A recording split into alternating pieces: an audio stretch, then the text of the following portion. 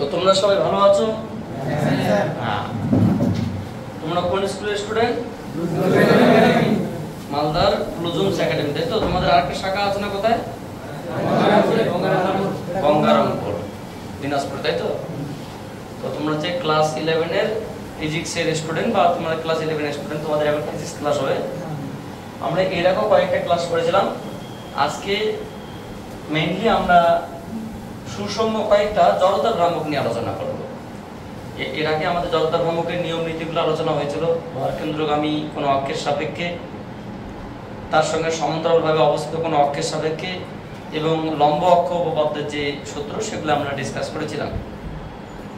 তার থেকে বড় কথা, আমরা সুষম দণ্ডের ভরকেন্দ্রগামী অক্ষের সাপেক্ষে এবং প্রান্ত দেশে কোনো একটা অক্ষের সাপেক্ষে জড়তা ভ্রামক আমরা ক্যালকুলেশন করেছিলাম। এখনো আমাদের অনেক পার্ট রয়েছে, আমরা ইতিমধ্যে বোর্ডে নিয়ে আসি। সুষম পাতের জড়তা ভ্রামক অনেক রকম আছে। তার মধ্যে প্রথমে আমরা একটা সুষম পাত নিয়েছি, যে সুষম পাতটার দৈর্ঘ্য কত, প্রস্থ কত এবং ক্ষেত্রফল এল। এই পাতটার ভর কত, তাহলে আমরা ওটাই লিখলাম। ধরা যাক এল দৈর্ঘ্য, বি প্রস্থচ্ছেদের ক্ষেত্রফল বিশিষ্ট কোন সুষম পাতের ভর কত, এম। সুতরাং এল বি ক্ষেত্রের ভর কত বলো তো? এল বি ক্ষেত্রের ভর কত, এম। একক ক্ষেত্রের ভর কত হবে, এম বাই। আচ্ছা, এই যে একটা আমরা অংশ চিহ্নিত করেছি, এই অংশটার দৈর্ঘ্য কত, অংশটার দৈর্ঘ্য এবং প্রস্থ কত, তাহলে এইটুকু অংশের ক্ষেত্রফল কত? সো বি ডিএক্স অংশের ক্ষেত্রফল, অংশের ভর, বি ডিএক্স অংশের ভর কত? দেখো আমরা কি দিয়ে প্রকাশ করব, ডিএম। ডিএম সমান সমান কি, m by l b into b dx. So এখানে যখন বি বি কেটে দেয়, কি পড়ে থাকবে বলো তো, M by L into DX. তাহলে এইটুকু কার ভর পেলাম, এই ক্ষুদ্রাংশের ভর পেলাম। আমরা যদি পুরো বিষয়টাকে ফ্রিলি রিপিট করি, let us consider a uniform shape whose length L, breadth B and area LB and its mass M. So LB ক্ষেত্রের ভর M, একক ক্ষেত্রের ভর M by LB, আর এইটুকু অংশের চিহ্নিত অংশের ভর কত, dm সমান সমান this। তাহলে এই চিহ্নিত অংশটা কার চারিদিকে ঘুরছে, AB ঘূর্ণাক্ষের চারিদিকে ঘুরছে, অ্যাক্সিস অফ রোটেশন কত বেগে ঘুরছে, ওমেগা।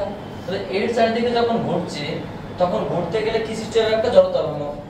সো ডিএম বডের এবি ঘূর্ণাক্ষের সাপেক্ষে জড়তা ভ্রামক, ঘূর্ণাক্ষের সাপেক্ষে জড়তা ভ্রামক কত? জড়তা ভ্রামকের সূত্র কি, ডিআই সমান সমান ডিএম ইনটু ঘূর্ণাক্ষ থেকে দূরত্ব কত, এক্স স্কয়ার, তাই না? তাহলে আমরা এখানে কি লিখতে পারি, ডিএম মানে কত বলো তো, ডিএম মানে M by L into DX into X square. So M by L into X square DX. আচ্ছা, তোমরা আমাকে একটা জিনিস বলো তো, এই পেনগুলো কোথায় গেল? আচ্ছা, তোমরা আমাকে একটা জিনিস বলো তো, যে এই এল মানে পাতটা এইটুকু দৈর্ঘ্য কত, এল বাই 2, এইটুকু দৈর্ঘ্য। এটা কিন্তু আমরা ঘূর্ণাক্ষকে মূল রেসপেক্টিভ পয়েন্ট ভাবি, এটা কি মাইনাস এল বাই 2 থেকে প্লাস এল বাই 2 পর্যন্ত ইন্টিগ্রেশন করব। সুতরাং সমগ্র পাতে এবি ঘূর্ণাক্ষের সাপেক্ষে জড়তা ভ্রামক কত হবে, জড়তা ভ্রামক হবে ডিআই, সরি কত হবে, I integration lower limit minus L by 2 থেকে স্টার্ট করে প্লাস এল বাই 2 পর্যন্ত ডিআই পর্যন্ত ইন্টিগ্রেশন করি। So M by L X square dx.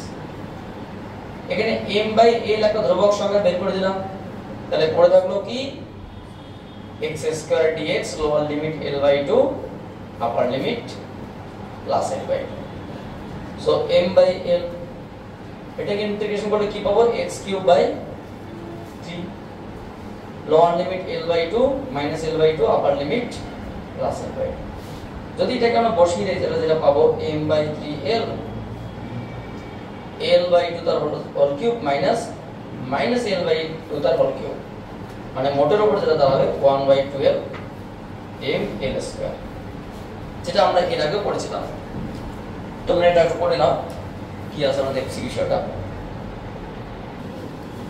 এটাকে আমরা প্রস্থ বরাবর দেখতে পাই কোন দিকে প্রস্থ বরাবর তথ্যক্রম কি হবে যদি আমি এই জিনিসটাকে চেঞ্জ করি এবার আমাদের আর এইভাবে ভাষা লিখতে হবে না কারণ যেহেতু তোমাদের সেমিস্টারে এমসিকিউ কোশ্চেন থাকে তাই আমাদের জাস্ট বিষয়টা বুঝতে পারলেই হবে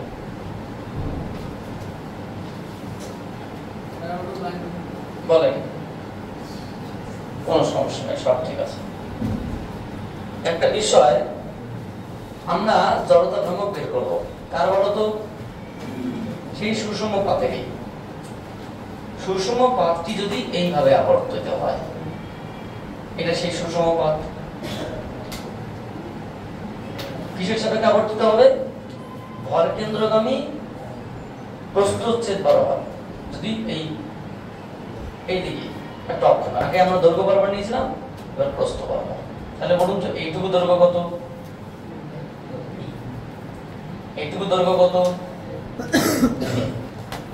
এটা কি ওমেগা এটা ঘূর্ণকের নাম কি এটার নাম কি অ্যাক্সিস অফ রোটেশন মানে ঘূর্ণক এবার এখানে আমরা একটা ক্ষুদ্র একটা অংশ নিলাম বা স্মল সেগমেন্ট নিলাম যে স্মল সেগমেন্টের দৈর্ঘ্য কত বলো তো যেমনটা আমরা শিখেছিলাম dx তাহলে এই স্মল সেগমেন্টটার দৈর্ঘ্য কত এটা প্রস্থ এটা দৈর্ঘ্য কত তাহলে এইটুকু অংশে তাহলে আমরা কি বলতে পারি বলো তো আমরা বলতে পারি যে LB পাতের ভর কত একক ক্ষেত্রের পাতের ভর কত m বাই এই ক্ষুদ্রাংশের ক্ষেত্রফল কত l dx অংশের ভর কত এটাকে আমরা কি দিয়ে প্রকাশ করব dm so m by lb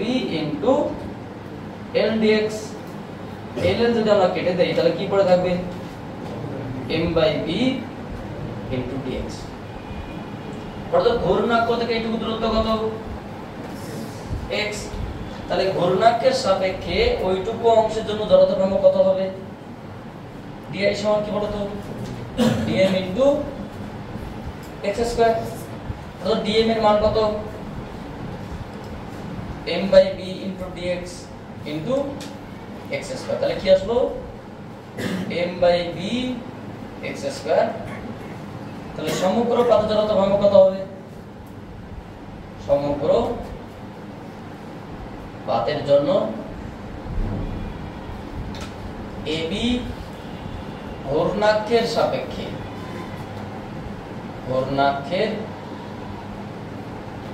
সাপেক্ষে জড়তা ভ্রামক কত হবে জড়তা ভ্রামক হবে I equals to কি বলতো এদিকে লোয়ার লিমিট কত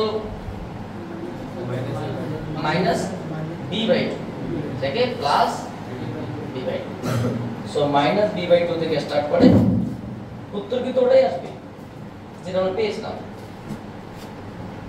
m by b into x square dx আমি m by b কে বের করে দিলাম তাহলে x cube by 3 lower limit minus b by 2 upper limit plus b by 2 so আমরা যদি এটাকে ক্যালকুলেশন করি ফাইনালি কি পাবো বলো তো 1 by 12 m b square যেমনটা আমরা আগে পেয়েছিলাম তাহলে এটাকে আগে লিখে নাও যদি কোনো জায়গায় বুঝতে অসুবিধা হয় আমরা বলে দিচ্ছি কি আছে এখানে আমাদের অনেকগুলো ক্যালকুলেশন হবে আজকে পড়বে দেখো এই যে জিনিসটা আমরা শিখলাম এটা কি বলতো কোনো একটা সুষম পাতের এই ব্যাস বরাবর বললে ভুল হবে সুষম পাতের প্রস্থচ্ছেদ বরাবর বা দৈর্ঘ্য বরাবর যে কোনো ঘূর্ণাক্ষের সাপেক্ষে আমরা জড়তা ভ্রামক দেখলাম এবার আমরা প্রান্তের কোনো একটা অক্ষের সাপেক্ষে, যেটাকে সমান্তরাল অক্ষ উপপাদ্য বলা যেতে পারে বা প্যারালাল অ্যাক্সিস থিওরি, আমি তোমাকে ছোট্ট ছোট্ট প্রশ্ন জিজ্ঞেস করছি, তোমরা নিজেরা এমনি বুঝতে পারবে। পাশাপাশি দুটো ধরন তোমাকে আমি একসঙ্গে দেখানোর চেষ্টা করছি। কি সেটা? আমি তোমাকে বললাম এখানে একটা সুষম পাত নিলাম, ঠিক আছে? এটা কি বলতো? একটা সুষম পাত, বা এটা একটা সুষম পাত। অ্যাকচুয়ালি তোমাদের যে বিষয়টা আমি আলোচনা করছি তোমরা হয়তো ঠিকঠাক বুঝতে পারছো না আমি কি আলোচনা করছি। ধরে নাও আমি তোমাকে বলছি এটা একটা সুষম পাত, আমরা কি কি আলোচনা করছি বা কি কি আলোচনা করব। এটা একটা সুষম পাত। আমরা এতক্ষণ যেটা করলাম, এই পাতের একটা ভর কেন্দ্র আছে, তো ভর কেন্দ্র যদি কোনো অক্ষ কল্পনা করা হয়, সেই অক্ষের সাপেক্ষে পাতটা যদি এভাবে আবর্তিত হয় তার জন্য জড়তা ভ্রামক কত সেটা আমরা ক্যালকুলেশন করলাম। এবং তারপরে করে আমরা কি করলাম, এইভাবে এটাও আমরা অক্ষ ক্যালকুলেশন করলাম।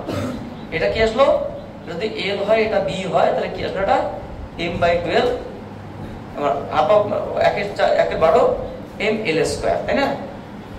1/12 ml², এটা কত আসলো 1/12 mb²। এবার আমাদের প্রশ্ন কি, স্যার এরকম করে না ঘুরিয়ে যদি আমি এরকম করে ঘোরাই তাহলে তার জড়তা ভ্রামক কত হবে? আমাদের এই বিষয়টা আমরা ক্যালকুলেশন করব। বা এরকম করে না ঘুরিয়ে যদি আমরা এইরকম কোনো পয়েন্টের সাপেক্ষে ঘোরাই তাহলে তার জড়তা ভ্রামক কত হবে, এবং তারপরে আমরা দেখব যে এরকম করে ঘোরালে জড়তা ভ্রামক কত হবে। বুঝতে পারলে বিষয়টা? সো এইগুলোই হচ্ছে আমাদের আলোচনার বিষয়। তাহলে প্রথমে আমরা এর সাপেক্ষে আলোচনা করেছিলাম এবং এর সাপেক্ষে আলোচনা করেছিলাম। এখন আমরা এর সাপেক্ষে বা এর সাপেক্ষে মানে কি, বর্গকেন্দ্রগামী অক্ষের সঙ্গে সমান্তরালভাবে অবস্থিত কোনো অক্ষের সাপেক্ষে জড়তা ভ্রামক শিখব। কোন অক্ষের সাপেক্ষে বলতো? এই অক্ষটার নাম কি? এই অক্ষটার নাম অ্যাক্সিস অফ রোটেশন বা ঘূর্ণাক্ষ। তাহলে এর সাথে কি ঘুরছে, এইটার নাম সাপোজ এক্স ওয়াই, এটার নাম কি? এবার এখানে একটা তো অক্ষ ছিল ভরকেন্দ্রগামী অক্ষ, যার নিজস্ব অক্ষ, এটার নাম কি? এবি। তাহলে এদের মধ্যে দূরত্ব কত? l/2। যদি এর দৈর্ঘ্য আমরা বলি l, সুষম পাতের দৈর্ঘ্য আমরা বলি l, এবং প্রস্থ বলি আমরা কত? b। তাহলে আমরা এখানে কি অ্যাপ্লাই করব বলতো? According to parallel axis theory, according to parallel axis theory. সমান্তরাল অক্ষ উপপাদ্য কি বলছে, যে ভরকেন্দ্রগামী অক্ষের সঙ্গে সমান্তরালভাবে অবস্থিত কোনো অক্ষের সাপেক্ষে জড়তা ভ্রামক হবে ভরকেন্দ্রগামী অক্ষের জড়তা ভ্রামক প্লাস বস্তুর ভর, মানে পাতের ভর যদি মোট ভর বলি আমরা m, ভর এবং সেই ঘূর্ণাক্ষ থেকে লম্ব দূরত্বের গুণফলের বর্গ। তাহলে according to parallel axis theory i of xy এটা কত হবে? i of xy টা হবে i of ab প্লাস পাতের ভর কত, ঘূর্ণাক্ষ থেকে এদের মধ্যে দূরত্ব কত, l/2 তার হোল স্কয়ার। বলতো এর মান কত? এটা কি তোমাদের জানা নেই? 1/12 ml²। এখন তো আমরা প্রমাণ করলাম, কারণ এর সাপেক্ষে যেটা করলাম ওটাই মেইন কথা। এইরকম কোন অঙ্কের সাপেক্ষে জড়তা ভ্রামক বের করতে গেলে তোমাকে কিন্তু এটা জানা থাকতেই হবে, মাস্ট। বুঝতে পারলে? কারণ তোমাকে এটা ক্যালকুলেশন করার পরে এটা করতে হবে। সো প্লাস এখানে কি আসবে, m * l²/4। তাহলে আমরা যদি এখানে 1/12 প্লাস 1/4 কম কিন্তু m l² কমন নেই, তাহলে কি দাঁড়ালো 1/3 m l²। ভালো করে দেখো, তাহলে এরকম কোন বস্তুর জড়তা ভ্রামক x y টা কত হবে, 1/3 m l²। তোমরা আমাকে জাস্ট বলো তো এটা ক্ষেত্রে কতটা হবে? এটা যদি আমরা একটা নিজস্ব অক্ষ বলি ab, হ্যাঁ, আর কার সাথে কি ঘুরছে, ধরো না এর সাথে কি ঘুরছে, এটা ঘূর্ণাক্ষ xy। এটা কি অক্ষ? ঘূর্ণাক্ষ বা Axis of rotation, Axis of rotation. তাহলে আমার প্রশ্ন এর সাপেক্ষে কত বেগে ঘুরছে, ওমেগা কৌণিক বেগে। তাহলে বলো তো এইটুকু দূরত্ব কত, d/2, কারণ বেধ বা প্রস্থ। এর ভর কত, m, এই দৈর্ঘ্য এল, প্রস্থ বি, এগুলো তো আমরা জানি, এগুলো তো আমার জানাই আছে, তাই না? এই ক্যালকুলেশন আমরা করতে আছি। এবার প্রশ্ন হচ্ছে কি, তাহলে এক্স ওয়াই এর সাপেক্ষে যথাক্রমে কত হবে অ্যাকর্ডিং টু, এখানে উত্তর কি হবে বলো তো? আই অফ এক্স ওয়াই সমান কি হবে তোমরা বলো? 1/3 mv স্কয়ার। বা ভেরি গুড। তাহলে according to parallel axis theory, parallel axis theory. So আমরা কি বলতে পারি? আই অফ এক্স ওয়াই সমান সমান I of AB plus m into b by 2 তারপর square. So 1/12 mv square plus 1/4 mv square. So মোটের উপর কি দাঁড়ালো? 1/3 mv স্কয়ার। তোমরা ক্যালকুলেশন করে নাও, আমরা আরো এরকম জাতীয় প্রশ্ন আমরা কিছু আলোচনা করব। যদি এটাকে সিমেট্রি পার্ট হয়, মানে এটা তো আমরা দেখলাম একটা আয়তাকার পাত না, এটা একটা বর্গাকার পাত আছে। তারপর কিছু ইন্টারেস্টিং বিষয় আছে, তোমাদের বইয়ের মধ্যে একটা এমসিকিউ আছে, বেশ ভালো কোশ্চেন, সম্ভবত এমসিকিউ নাম্বার 19। হ্যাঁ, সেখানে অনেক গুরুত্বপূর্ণ ইনফরমেশন কাজে লাগবে তোমাদের, যে কি করে সেটা আমরা ক্যালকুলেশন করব। তো এটাকে একটু আমরা অন্যভাবে দেখার চেষ্টা করছি, তোমরা নিজেরাই জানো সেটা অবশ্য। যদি এটা আয়তাকার পাত না হয়ে বর্গাকার পাত হতো, মানে তার দৈর্ঘ্য প্রস্থ সমান, তাহলে তুমি এবার বলো জাস্ট একটা বিষয়, সুষম বর্গাকার পাত, এরকম একটা ধরনের পাত আছে, তাহলে বলো তো এই বর্গাকার পাতে এই দিকে এই ঘূর্ণাঙ্কের সাপেক্ষে যদি প্রত্যেকটা বাহুর দৈর্ঘ্য সাপোজ a হয়, কোন একটা বর্গাকার পাতে প্রত্যেকটা বাহুর দৈর্ঘ্য কত? a। তাহলে এই ঘূর্ণাঙ্কের সাপেক্ষে যদি ওমেগা কৌণিক বেগে আবর্তিত হয়, তাহলে ab ঘূর্ণাঙ্কের সাপেক্ষে জড়তা ভ্রামক কত হবে তুমি বলো? i অফ ab কত হবে? 1/12 m স্কয়ার। বোঝা গেল না? গেল না? কিন্তু আমরা যদি এটাকে আবার এরকম করে দেখি, এই বর্গাকার পাতটাকে আমি ওটাই নিলাম এবং এর ঘূর্ণাঙ্কের সাপেক্ষে করছি, এইভাবে এটাকে আমরা ab ঘূর্ণাঙ্ক বলছি। এইদিকেও হিসাব করতে পারি, প্রত্যেকটা বাহুর দৈর্ঘ্য এই, তাহলে এখানে ab ঘূর্ণাঙ্কের সাপেক্ষে জড়তা ভ্রামক কত হবে? 1/12 m স্কয়ারই হবে। অর্থাৎ আয়তাকার পাতে দৈর্ঘ্য প্রস্থ বলে কিছু হয় না, এই বর্গাকার পাতে কোনো দৈর্ঘ্য প্রস্থ হয় না, যে কোনো দিক থেকে সম্ভব। শুধু তাই নয়, আরো ইন্টারেস্টিং পয়েন্ট, যখন তুমি একটা বর্গাকার পাত নেবে, এটাই হচ্ছে তোমার 19 নম্বর প্রশ্নের সবথেকে ইন্টারেস্টিং পয়েন্ট। এটা কি, যে একটা যে বর্গাকার পাত হয় এরকম ভাবে আমি নিই, বর্গাকার পাত এইভাবে নিলাম, এরকম বর্গাকার পাত। তাহলে এই যে একটা ঘূর্ণাঙ্ক কল্পনা করলাম, এই ঘূর্ণাঙ্কের সাপেক্ষে জড়তা ভ্রামক কত হবে? যদি আমি a বলি, b বলি, প্রত্যেকটা বাহু দৈর্ঘ্য a, আমরা কিন্তু ক্যালকুলেশন করে ওটাই পাবো, i অফ ab সমান সমান 1/12 m স্কয়ার। কেন না, তোমাকে একটা সিম্পল একটা ক্যালকুলেশন করে দেখাই। ধরে নাও এটা একটা তোমার হচ্ছে কি, ওই এটা তোমার হচ্ছে বর্গাকার পাত, মোটামুটি বর্গাকার না হলে মোটামুটি বর্গাকার আছে, ফিজিক্স বই। তোমাদের এখানে 19 জায়গায় যে কোশ্চেনটা আছে আমি তোমাকে দেখিয়েও দিচ্ছি ঘূর্ণাঙ্ক। এই যে কি এমসিকিউ নাম্বার,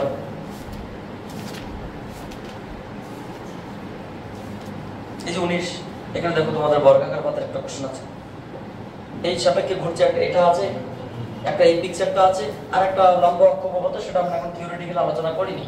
এটা কিন্তু তোমার হচ্ছে কি WBJEE কোশ্চেন 2014, ঠিক আছে? এটা যদি বর্গাকার হয়, তাহলে এই দিকে জড়তা ভ্রামক যা হবে, এই দিকে জড়তা ভ্রামক শুধু তাই নয়, এই দিকেও তাই হবে, কারণ সিমেট্রি। এই দিকেও তাই হবে, কেন স্যার? কারণ আলটিমেটলি এই রেখাটা তো ভরকেন্দ্র দিয়ে যাচ্ছে, এইদিকেই তো যাচ্ছে। সো ব্যাপারটা হচ্ছে গিয়ে এই বর্গাকার পাতের ক্ষেত্রে, আয়তাকার পাতের ক্ষেত্রে কিন্তু সেটা মানে দৈর্ঘ্য বরাবর একরকম, প্রস্থ বরাবর একরকম, হয়তো এইদিকে এবং এইদিকে সমান হবে, কর্ণবার মানে আয়তাকার পাতের এইদিকে এবং এইদিকে সমান হলেও এইটা এবং এটা কিন্তু সমান হবে না, যেটা ইতিমধ্যে আমরা প্রমাণ করেছি। কিন্তু বর্গাকার পাতে কি, এটা যা হবে এটা তাই হবে, এটাই তাই হবে এবং এটাও তাই হবে। কতটা ইন্টারেস্টিং বিষয় দেখো, কথা বুঝতে পারলে কি বললাম? সো এটা একটা বর্গাকার পাতের ক্ষেত্রে আমাদের জড়তা ভ্রামক কি হবে? AB সমান সমান হাফ অফ এম স্কয়ার। এবং আর কি বলতে পারি বর্গাকার পাতের ক্ষেত্রে? বর্গাকার পাতের ক্ষেত্রে আমরা বলতে পারি এটা একটা বর্গাকার পাত। আমি যদি কোনো একটা ঘূর্ণাঙ্ক এর সাপেক্ষে নেই, এর সাপেক্ষে, সেই ঘূর্ণাঙ্কের সাপেক্ষে জড়তা ভ্রামক কত হবে? যেখানে আমি xy বলি, xy টা অ্যাকচুয়ালি কার সাপেক্ষে হিসাব করতে হবে? ab এর সাপেক্ষে। তাহলে এইটুকু দূরত্ব কত? a/2, যেমনটা আমরা ক্যালকুলেশন করেছিলাম। সেই ক্ষেত্রে i অফ xy কত হবে? 1/3 m স্কয়ার। তোমার দরকারে প্রিভিয়াস ক্যালকুলেশন গুলো একবার দেখে নেবে। অনুরূপ ভাবে এটাও হতে পারে। তোমরা কি ক্যালকুলেশন প্রসেসগুলো বুঝতে পারছো? আচ্ছা, আমরা যদি এটাকে এইভাবে নিই, এর সাপেক্ষে করে, বাট এটা কিন্তু বর্গাকার, এইভাবে করে, তাহলে সেক্ষেত্রে মেইন অক্ষ তোমরা যেটা ab, এটা ঘূর্ণাঙ্ক xy, এবং এদের মধ্যে দূরত্ব অবশ্যই a/2 কারণ সে বর্গাকার। তাহলে এখানেও কিন্তু তোমার যে i অফ xy এর মান কত হবে? প্রথমত i of ab according to parallel axis theory into m into a/2 তার হোল স্কয়ার, মানে মেইন রুট আছে 1/12 m square 1/4 m square, that means 1/3 m square. So এর ক্ষেত্রে এবং এর ক্ষেত্রে সমান হবে, যেটা তোমার হচ্ছে কি আয়তাকার পাতের ক্ষেত্রে সেটা হয়নি। আমরা এবার একটা অন্য বিষয় দেখব, লম্ব অক্ষ উপপাদ্য প্রয়োগ করার ব্যাপারটা। এটা টুক করে তোমরা তুলে নাও, আমরা লম্ব অক্ষ উপপাদ্য। এবার আমরা যে বিষয়টা আলোচনা করব সেটা কি বলতো? লম্ব অক্ষ উপপাদ্যের সাহায্যে জড়তা ভ্রামক নির্ণয়। কার? এই আয়তাকার বা বর্গাকার পাতে। এছাড়াও আমাদের বৃত্তাকার রিং আছে, বৃত্তাকার পাত আছে, গোলক আছে, শঙ্কু আছে, সিলিন্ডার আছে, অনেক তোমার কি ইনফরমেশন আছে যাদের জড়তা ভ্রামক আমাদের জানতে হবে। তো অ্যাট লিস্ট একটা বিষয় সম্পর্কে আমরা অনেকভাবে জানতে পারি, তো বাকিগুলো আমাদের জানা অনেক সুবিধা হবে। আমি সবগুলো আলোচনা করব, তোমরা একটু দেখো। তোমরা বুঝতে পারছো তো নাকি? দেখা গেলো শেষ পর্যন্ত তোমরাই বুঝতে পারছো না, লাস্টে আমি ইউটিউবে ব্যক্তিদের বলছি তোমরা বোঝার চেষ্টা করো। এরকম করা তো মুশকিল হয়ে যাবে না? আরে এটা ইজি জিনিস, ক্লাস 1 এর বাচ্চার জিনিস, এগুলো জাস্ট এলকেজি ইউকেজি বাচ্চার জিনিস না। ঠিক আছে, চালু আছে, কোনো সমস্যা নেই। ভিডিও চালু হচ্ছে না? আচ্ছা, আমি তোমাদের সঙ্গে পরিচয় করিয়ে দেবো। আমার এই কি বলে অনলাইনে যারা আছেন তাদের সঙ্গে তোমাদের আমি পরিচয় করে দেবো ক্লাস শেষে। তোমরা তোমাদের কোনো কোশ্চেন থাকলে সেখানে করবে, আমি তার উত্তর দেওয়ার চেষ্টা করব, বা ওরা তোমাদের উত্তর দেওয়ার চেষ্টা করবো, বা ওদেরও যদি কোনো কোশ্চেন থাকলে তারা করতে পারো। আমরা সেখানে কমেন্ট বক্সে অ্যান্সার দেওয়ার চেষ্টা করবো, এবং তোমরা চেষ্টা করবো প্রত্যেকে, এবং তারা অনলাইনে যে প্রত্যেকেই বলা হবে তোমরা চ্যানেলটাকে সাবস্ক্রাইব করবে, বন্ধুদের মধ্যে শেয়ার করবে, বেল আইকন প্রেস করে নোটিফিকেশন জানিয়ে রাখবে, এবং আমার পরিবারের সঙ্গে সবাই যুক্ত হয়ে একই ফ্যামিলিতে সবাই বিরাজমান হবে।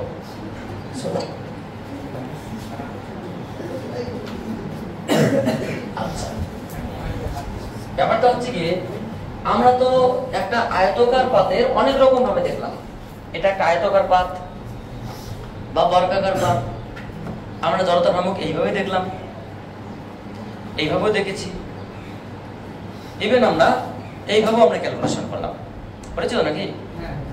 এইভাবে ক্যালকুলেশন করেছি। কিন্তু আমাদের প্রশ্ন, স্যার এইভাবে কি হবে? পরিষ্কার করে শুনে নাও। লম্ব অক্ষ উপপাদ্য নট অনলি এই প্লেটের ক্ষেত্রে, আমরা এটা বিষয়টাকে আবার সার্কুলার ডিস্ক বা সার্কুলার পাথ বা অন্যান্য ক্ষেত্রে অ্যাপ্লাই করব। এই বিষয়টা ক্যালকুলেশন জন্য আমাকে লম্ব অক্ষ উপপাদ্য প্রয়োজন, যেটা ইতিমধ্যে কিন্তু আমরা তোমাদের গত ক্লাসে আলোচনা করেছিলাম। লম্ব অক্ষ উপপাদ্য কি? কোনো একটা পাতে যদি এইদিকে আমরা এক্স কল্পনা করি আর এদিকে ওয়াই কল্পনা করি, তাহলে জেড কোন দিকে হবে? তাহলে এদিকে এক্স, এদিকে ওয়াই, তাহলে এদিকে হবে জেড। তাহলে এক্স অক্ষের সাপেক্ষে জড়তা ভ্রামক প্লাস ওয়াই অক্ষের সাপেক্ষে জড়তা ভ্রামক যা হবে সেটাই জেড অক্ষের সাপেক্ষে জড়তা ভ্রামকের সমান। বোঝা গেল? মানে এর সাপেক্ষে জড়তা ভ্রামক প্লাস এর সাপেক্ষে জড়তা ভ্রামক সমান সমান এর সাপেক্ষে জড়তা ভ্রামক, যেটা কি লম্ব অক্ষ উপপাদ্যের মেইন। তার মানে কি, তোমাকে প্রথম এটা জানতে হবে, না জানলে তুমি এটা বলতে পারবে না। তোমাকে প্রথম এটা জানতে হবে, না জানলে তুমি এটা বলতে পারবে না। তোমাকে এটা এবং এটা না জানলে তুমি কিন্তু এটা আলোচনা করতে পারবে না। অর্থাৎ লম্বা অক্ষ উপপাদ্য করতে গেলে তোমাকে কিন্তু সমান্তরাল বা ভরকেন্দ্রগামী অক্ষের সাপেক্ষে জড়তা ভ্রামক জানাটা মানে বাঞ্ছনীয়। বোঝা গেল না? গেল না? সো আমরা কি করব, আমরা একটা আয়তাকার পাত নিলাম, এটা একটা আয়তাকার পাত, ধরে নাও এটা একটা আয়তাকার পাত।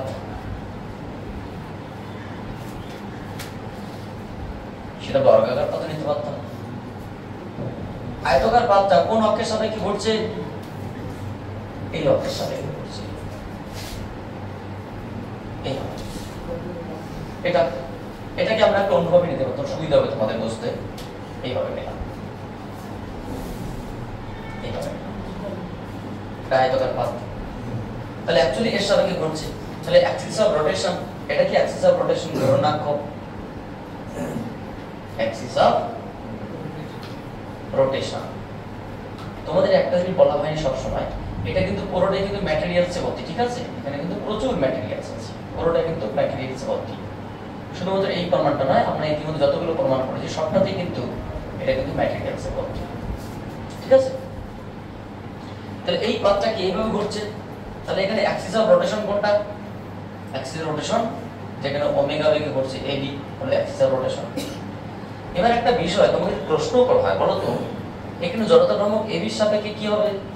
এই অক্ষের সাপেক্ষে জড়তা ভ্রামক যা হবে আর এই অক্ষের সাপেক্ষে জড়তা ভ্রামক যা হবে তাদের সমষ্টি। এটা মানে কি এই এই যে তলটা আছে এটা এটা এটা একটা নাম বলছো, এটা একটা অক্ষ মনে আছে? তো এই অক্ষের সাপেক্ষে যেটা আসবে প্লাস এই অক্ষের সাপেক্ষে যেটা আসবে এটা কি? এটাকে আমরা এক্স অ্যাক্সিস বলি, এটাকে আমরা ওয়াই অ্যাক্সিস বলি, এটাকে আমরা কি বলবো? জেড অ্যাক্সিস বলবো। তাহলে আমরা এখানে কি অ্যাপ্লাই করব বলো তো? অ্যাকর্ডিং টু না perpendicular, according to perpendicular Axis theory, perpendicular Axis theory. লম্ব অক্ষ উপপাদ্য অনুসারে আমরা কি অ্যাপ্লাই করতে পারি? Iz equals to Ix plus Iy, Iy। বলুন তো Ix এর মান এখানে কত এক্স্যাক্টলি? যদি এই দূরত্বটাকে আমরা L বলি আর এই দূরত্বটাকে আমরা B বলি, বলো তো Ix টা কত হবে? সে Ix বা Iy একটা ছিল কত বলো তো? 1/12 ml স্কয়ার, আর একটা কত ছিল? 1/12 mv স্কয়ার। তাহলে আমরা কি এটা লিখতে পারি না যে 1/12 into m l square plus b square? বুঝা গেল না? এবার ইন্টারেস্টিং পয়েন্ট, আমরা পাশাপাশি এটা যদি একটা বর্গাকার পাত, বর্গাকার পাত মানে কি রকম? বর্গাকার পাত মানে যে সেই পাতটা কি দৈর্ঘ্য প্রস্থ সমান, বুঝতে পারছো? সেই যেটা তোমার যে 19 নাম্বার এমসিকিউ এর মধ্যে আছে তোমাকে দেখিয়ে দিলাম, সেটা কিন্তু একটা অক্ষ এটা একটা আছে। তাহলে এই যে একটা অ্যাক্সিস অফ রোটেশন বা ঘূর্ণাক্ষ এর সাপেক্ষে ঘুরছে, এর প্রত্যেকটা বাহুর দৈর্ঘ্য কত? সাপোজ এ, এটাও এ, এটাও এ, এটাও এ, এটাও এ, ঘূর্ণাক্ষ ওমেগা বেগে ঘুরছে, এবি ঘূর্ণাক্ষের সাপেক্ষে ঘুরছে।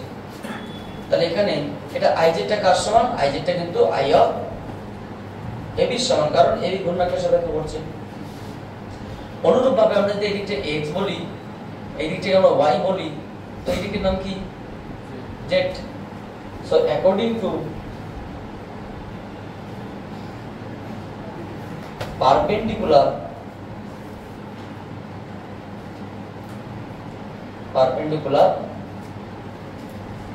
axis theory,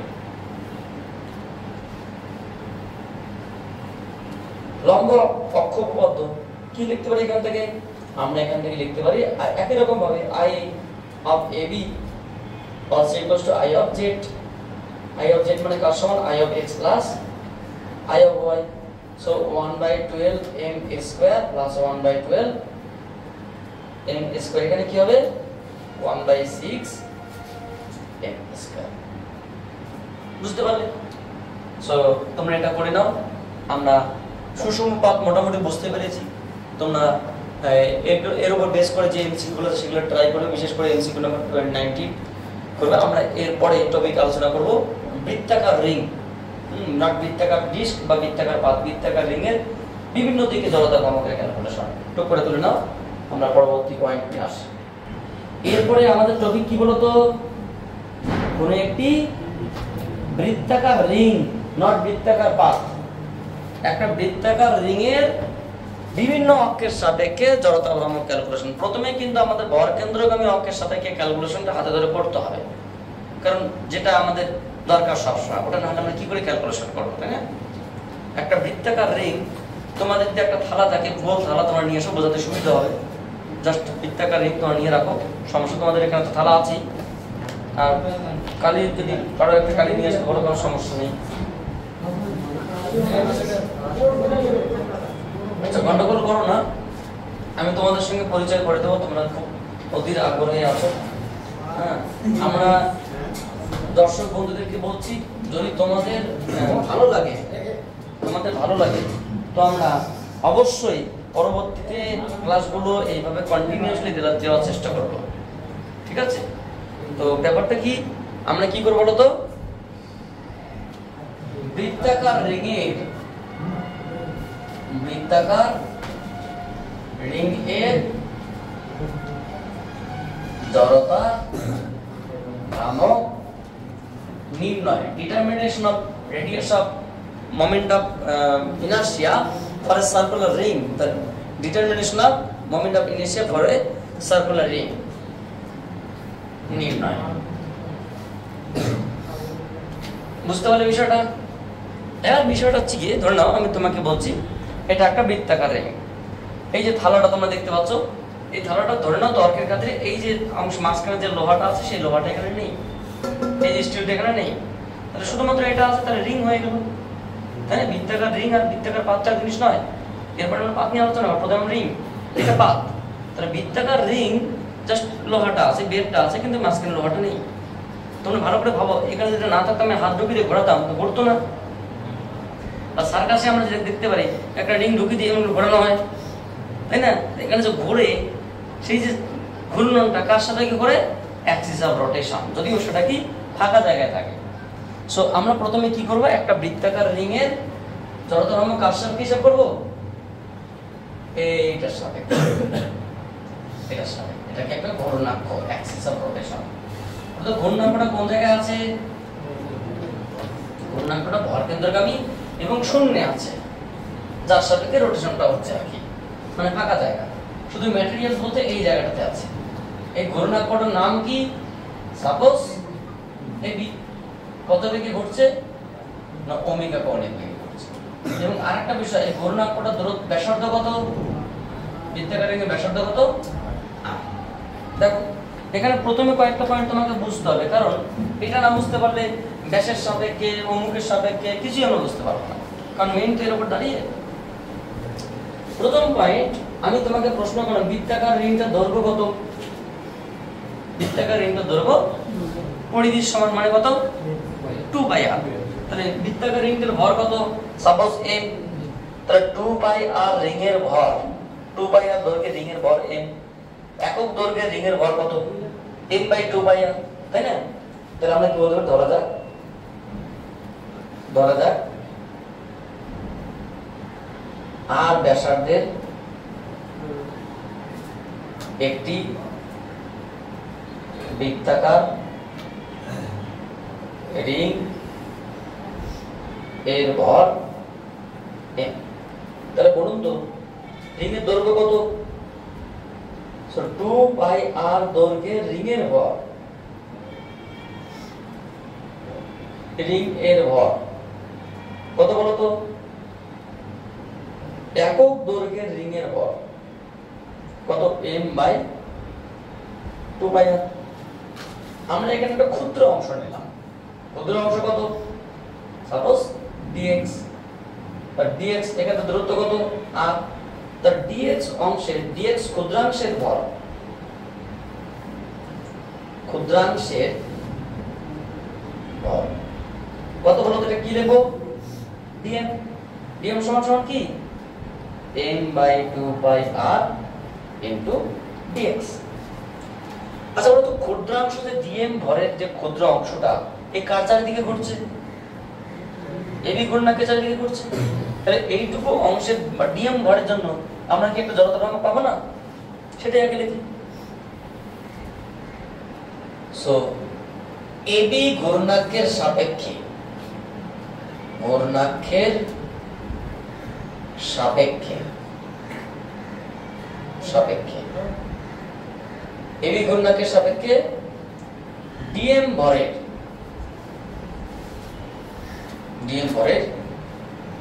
জড়তা ভ্রামক কত বলো তো? di equals to dm into r square not x square। কেন স্যার? কারণ এই যে ক্ষুদ্রাংশটা ঘূর্ণাঙ্ক কত ক্ষেত্রে r দূরত্বে আছে, আগে তো x ছিল তাই x লিখেছি, এবার r দূরত্বে আছে, তাহলে কি লিখবো বলো তো? তাহলে আমরা এখান থেকে লিখতে পারি dm মানে কত? m by 2 pi r into 2 pi r into dx into r square, বা আরো ভালো করে লিখতে পারি m r by 2 pi into dx। সুতরাং সমগ্র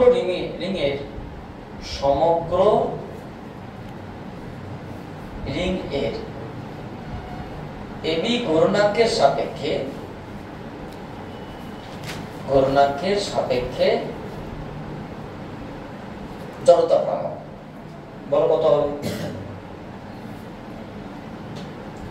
i সমান সমান কি হবে? Integration 0 to 2 pi r into m r by 2 pi into dx। তোমাদের একটা প্রশ্ন হতে পারে স্যার লিমিটটা 0 থেকে 2 pi r কি করে হবে? এটা একটা প্রশ্ন। ইন্টিগ্রেশন করতে হবে বুঝতে পারলাম, তো 0 থেকে 2 pi r কেন? আমি যদি এই রিংটাকে আমি তো দৈর্ঘ্যটা এদিকে হিসাব করব না, এটা 0 পয়েন্ট ধরে, তাই 0 করে কাটলে বাকি পথে কোথায় হবে? 2 pi r। বা এই দিক থেকে যদি নেই, যেদিকে হোক না কেন, তো অর্থাৎ এখান থেকে স্টার্ট করে এই পয়েন্টটা আমরা 0 বলি, তাহলে মোট কতটা দূরত্ব যেতে হবে? dx করে 2 pi r। m r by 2 pi টাকে আমরা বের করে দিলাম, dx এর ইন্টিগ্রেশন করব 0 to 2 pi r, মানে মেইন কথা m r by 2 pi into 2 pi r। So কি আসলো বলো তো? m r square. এটা তোমাকে মাথায় রাখতে হবে।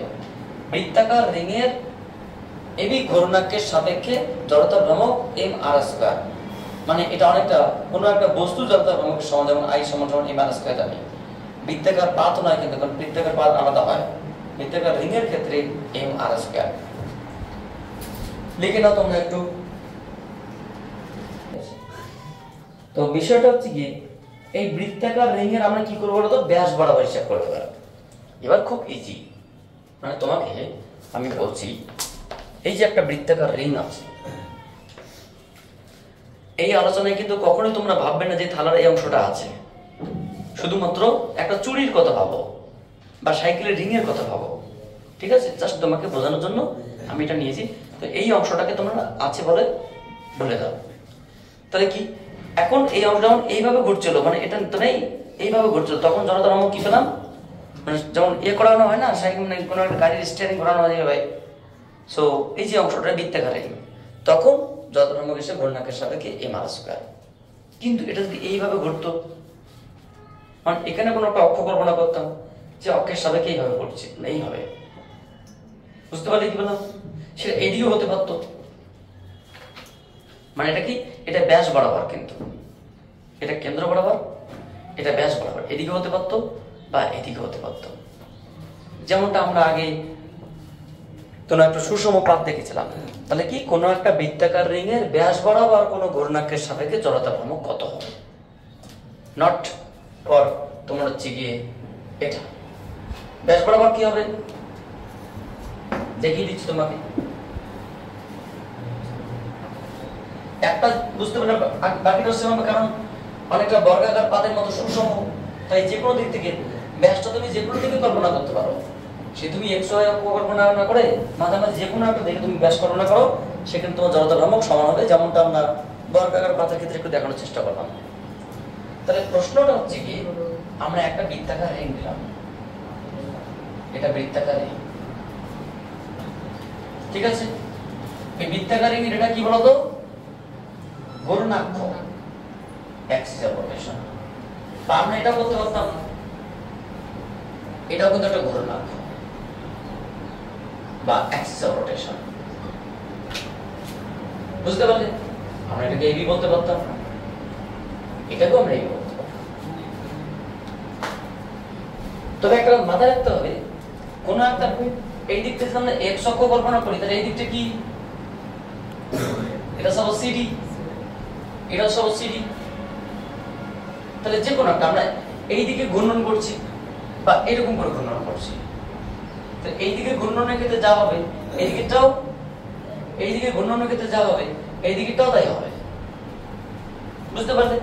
মেইন কথা হচ্ছে কি এর জড়তা ভ্রামক প্লাস এর জড়তা ভ্রামক সমান সমান কি, যেটা আমরা একটু আগে দেখলাম এরকমটা, মানে এটা সমান সমান এর সাপেক্ষে জড়তা ভ্রামক যা হবে এটা সমান সমান এটা প্লাস এটা, যেমনটা আমরা x y z। কথা বোঝা গেল? According to perpendicular Axis theory. তোমরা তেল নিয়ে আসলে তো তেল বা কালি দিয়ে দিই, তাহলে আমাদের ক্যালকুলেশনের সুবিধা হবে। বন্ধুরা একটু দেখে নেব, আর লাগবে না একটা ভালো।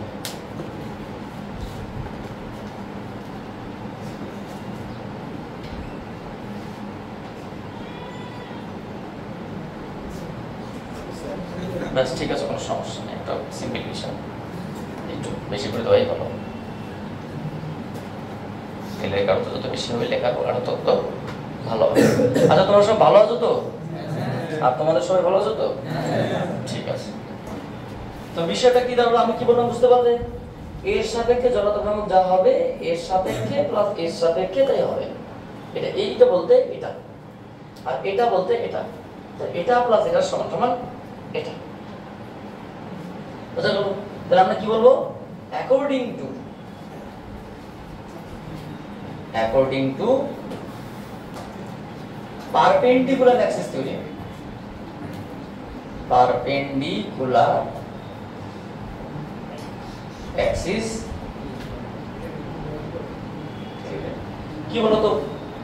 আই অফ জেড সমান সমান কি, বা আই অফ যদি আমরা একটাকে এবি বলি প্লাস আই অফ সিডি সমান সমান কার সমান? আই অফ জেড বা ঘূর্ণাঙ্কের সমান। বলো তো এখানে আই অফ এবি মান যা আসবে সিডি মান তাই আসবে। তো এটাকে আমরা 2 অফ আই অফ এবি লিখতে পারি বা 2 অফ আই অফ সিডিও লিখতে পারি। তো আই জেড এর মান কত? এই মান স্কয়ার আমরা এখন প্রমাণ করলাম ঘূর্ণাঙ্কের সাপেক্ষে। তাহলে এবি এর মান কত? আই অফ এবি এর মান কত আসলো? এই মান স্কয়ার বাই। তাহলে তোমাকে যদি প্রশ্ন করা হয় কোন একটা বৃত্তাকার রিং এর ব্যাস বরাবর ঘূর্ণাঙ্কের সাপেক্ষে জড়তা ভ্রামক রাশিমালা কি? a r square by 2। কোন একটা বৃত্তাকার রিং এর ঘূর্ণাঙ্কের সাপেক্ষে মানে ভরকেন্দ্রগামী ঘূর্ণাঙ্কের সাপেক্ষে জড়তা ভ্রামক কত হবে? a r square. ব্যাস বরাবর কত হবে? a r square by 2। আবার এই কোশ্চেনটা তোমাদের চেঞ্জ করে দেওয়া হয় এরকমটা, এখানে আরো অনেক বিষয় আছে, শুধুমাত্র তোমাদের বৃত্তাকার রিং বলছি তাই না, অনেক বিষয় আছে। মানে এটা একটা বৃত্তাকার রিং, তোমাকে একটা আরেকটা বিষয় বলছি। এটা কি ব্যাস বরাবর ঘূর্ণাঙ্ক, সাপোজ এটার নাম তোমরা হচ্ছে কি এবি বললাম, এটা ঘূর্ণাঙ্ক না, অ্যাকচুয়ালি এর সাপেক্ষে ঘূর্ণাঙ্ক বস্তু দিতে হবে। এটা অ্যাক্সিস অফ রোটেশন, এটা কি বলতো? অ্যাক্সিস অফ রোটেশন বা ঘূর্ণাঙ্ক, এটার নাম সাপোজ এক্স ওয়াই। এই দূরত্বটা কত? অবশ্যই বৃত্তের ব্যাসার্ধ। তাহলে পরে তো ব্যাস বরাবর আমরা কি পেলাম? Plus m into r square. এটা কি থিওরি অ্যাপ্লাই হবে? প্যারালাল অ্যাক্সিস থেকে। কি থিওরি অ্যাপ্লাই হবে? Parallel axis, according to parallel axis থেকে। According to parallel axis theory. তাহলে কি লিখবো আমরা? আই অফ এক্স ওয়াই এর মান কি হবে? আই অফ এবি তো থাকবেই plus m into r square. So half of m r square plus m r square, so 3/2 m r square. তো বুঝতেই পারছো তোমরা এরকম করে আরো কত ক্যালকুলেশন করা যেতে পারে। শুধুমাত্র বৃত্তাকার রিং নিলাম, এর পরের ক্লাসে আমরা বৃত্তাকার পাত দেখব, সার্কুলার ডিস্ক, এবং সেই সার্কুলার ডিস্কের অক্ষ বরাবর ব্যাস বরাবর, ব্যাসের সঙ্গে সমান্তরাল অক্ষ বরাবর বা প্রান্তবিন্দু বরাবর, এবং আমরা বৃত্ত মানে গোলকের ক্ষেত্রে দেখতে পারবো, সিলিন্ড্রিকার ক্ষেত্রে দেখতে পারবো, এবং আরো অনেক কিছু। তো তোমরা প্রত্যেকেই বুঝতে পারছো। আমি ধরো তোমাদের একটু সেই পরিচয় করে দেই। এখানে তোমার হচ্ছে গিয়ে আমার ভিডিও ক্লাস, আমি বিএম স্যার, বাবলু মিয়া স্যার ফিজিক্সের, তোমরা আমার স্টুডেন্টদের দেখতে পাচ্ছ, যে স্টুডেন্টরা আছে। তোমাদের কোন স্কুল বলো তো? ব্লুজুমস একাডেমি। আচ্ছা, তোমরা কোন ক্লাসে পড়ছো? তোমরা 11-এ পড়ছো। আচ্ছা, তোমার বাড়ি কোথায়? কুশমন্ডি মানে কোন মানে কোথায়? দক্ষিণ দিনাজপুর। তোমাদের বেশিরভাগই মানে বাইরের ডিস্ট্রিক্টের। আমরা কোথায় ক্লাস নিচ্ছি? কোন ডিস্ট্রিক্টে ক্লাস নিচ্ছে এটা? মালদা ডিস্ট্রিক্টে। মালদা ডিস্ট্রিক্টের জায়গাটার নাম কি? গাবগাছি, যদুপুর, কমলাবাড়ি, তাই তো? তো ঠিক আছে, আমরা এই পর্যন্ত রাখছি। তোমরা মানে যারা ভিডিও দেখছে তাদের সবাইকে কিছু বলবে কি? সাবস্ক্রাইব করতে বলবে। Thank you. তোমরা সবাই সাবস্ক্রাইব করতে বলছো, তোমাদেরকে বলছি সাবস্ক্রাইব করো, আমাদের চ্যানেলের সঙ্গে জড়িত হয়ে যাও। আমরা কন্টিনিউয়াসলি ক্লাস দেব। So thank you for watching my video and wait for my next class.